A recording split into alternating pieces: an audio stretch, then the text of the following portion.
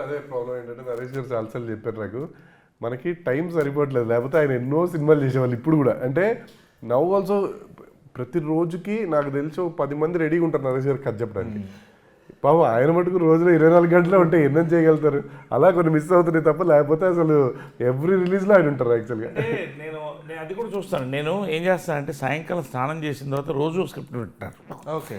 Because ఒక director ఒక కథ చెప్పడానికి వచ్చినప్పుడు ఎంత అంటే it like delivery for him. ఒక హీరోకి కానీ ఒక యాక్టర్కి కథ చెప్పినప్పుడు సో నో అనేది చెప్పనండి. కథ చెప్పడం అందరినీ వింటాను. రెండోది వాళ్ళ బడ్జెట్ బట్టి నేను వెళ్తానండి. Okay. I don't look at a slab rate ఇది నాది అనను. ఈ సినిమా ఇది వాళ్ళకి వర్కౌట్ అవుతుంటే చేస్తా. అల్టిమేట్లీ నాకు కావాల్సింది ఏంటి, మనం జనాన్ని ఎంటర్టైన్ చేస్తామా, మనతో తీసిన వాళ్ళు సంతోషంగా ఉన్నారా, నేను హ్యాపీగా ఉన్నాను. ఈ 3 కోణాలతో నేను చూసిన దాని చెప్తున్నాను. నేను I'm listening to lot of scripts.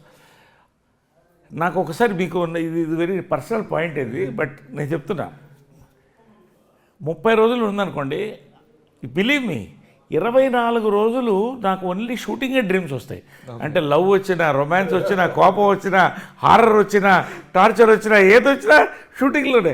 I ask my doctor ఇది డేంజరస్ అంటే, ఏం లేదంటే మీరు అదే వస్తారని అదే వస్తుంది, కళ్ళలో ఎంజాయ్ అన్నాడు. కాబట్టి I'm enjoying my work, we're all enjoying our work. కాబట్టి అది నాకు టీడీఎస్ అనిపించదు. I'm working almost 28-29 days.